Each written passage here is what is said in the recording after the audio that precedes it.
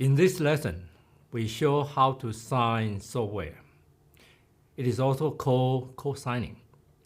First, how to generate the public key private key pair using a software package called GPG. And learn how to generate message digest of the software program to ensure they are not modified either during the retrieval or while they are saved in the repository or manual site. We will also sign the hash to provide the authenticity of the software source, i.e., who create and sign the software. We will use common software tools to perform these signing tasks. The popular Apache web server software package will be used as an example. GnuPG, short for GnuPG or GPG, is a tool for secure communication. GnuPG was initially developed by Werner Koch, a system compliant to the Open GPG standard. Here we show how it can be used to generate public key and private key pair on a Mac. We use the command GPG2 with full generate -key options. It is sure that the version is version 2.1.118. It asks what type of key we want first, and there are 4 choices. ISA is the most popular choice. We pick that. It then asks us for the size of the key.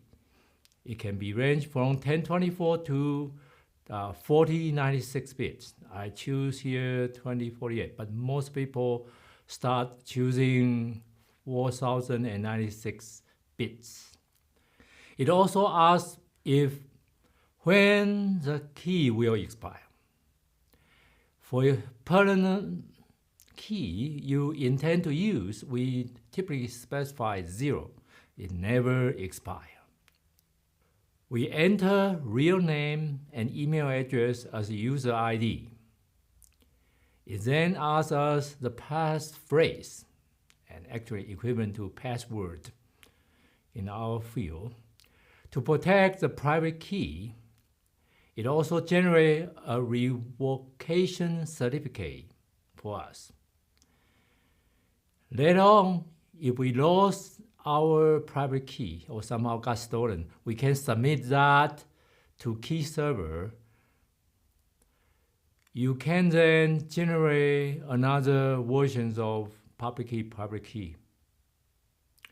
Here it shows the fingerprint of the key.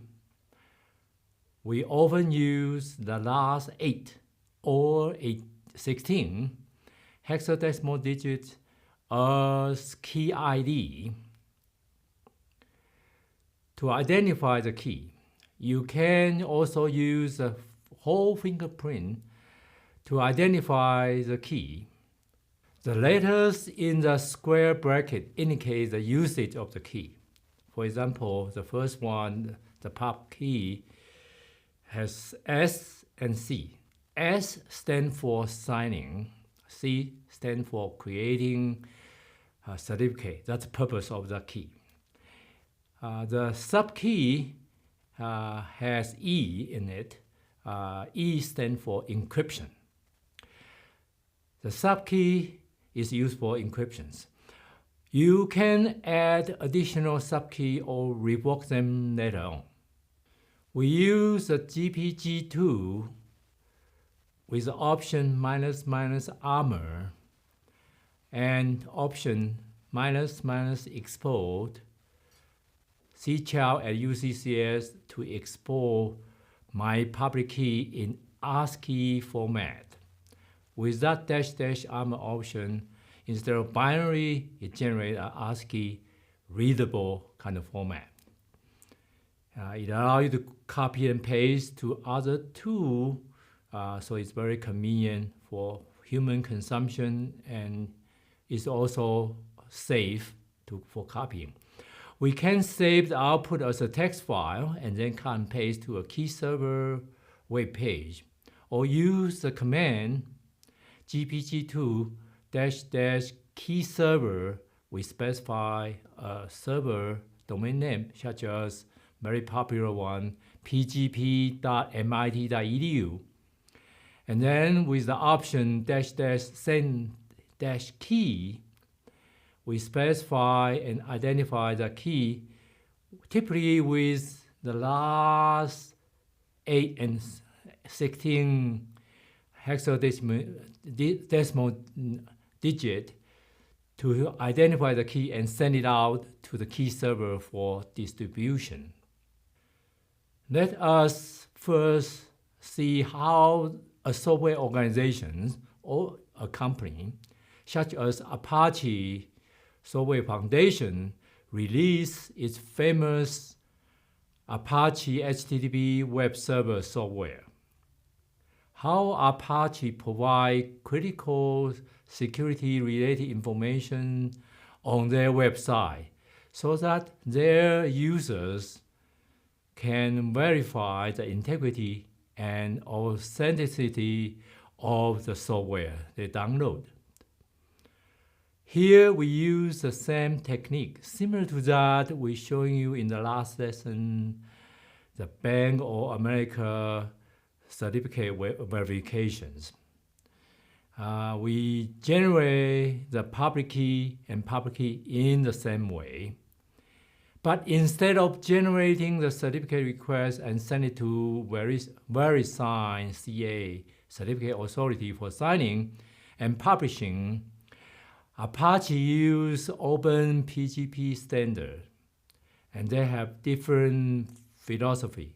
And using software package such as GPG to generate the key pair and submit the public key to key server without having to pay.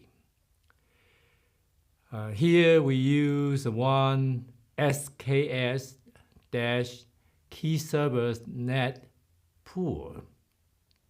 It consists of a lot of key servers. They volunteer to serve this purpose.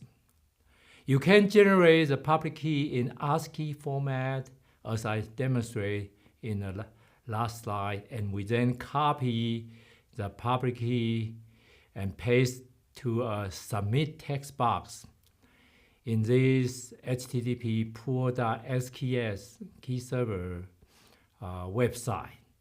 We can also simply use the GPG command with the option -- key server to submit and upload the public key to the key server.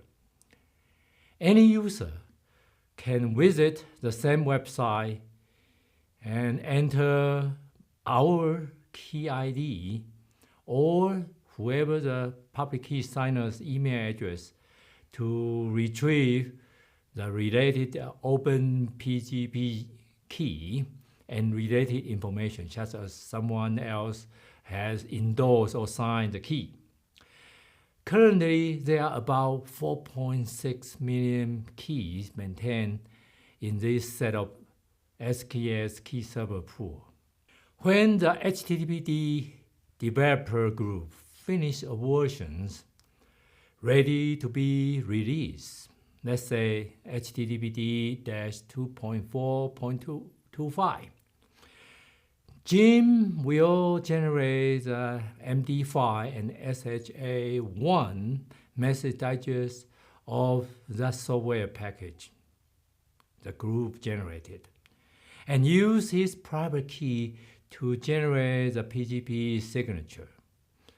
Basically scramble using typically ISA key for that signature. And then the MD5 and SHA message digest function can be used to generate the message digest. The MD5 and SHA1 individually has been found in rare situations to produce the same message digest result from different documents, but that's very rare. However, the chance of generating the same message digest with two different functions from a different document is very, very low. And therefore, we see a lot of companies put up two different message digests, and same thing here, Apache lists both message digests. On a Mac, we can use MD5 or opensource SHA1 command to generate the hashes. We can use GPG2 detach -SIG option to generate the signature. So instead of combine the signature with the document, the signature is separate from the main document. Jim then updates the HTTP Apache software download web page. And here we see it adds links to the software release, the PGP signature, the MD5 and SHA digest he just generated. And here we show the image of the current HTTP download web page with the current stable release 2.4.25 versions. Any user interested in the source code can they download them and verify and install it.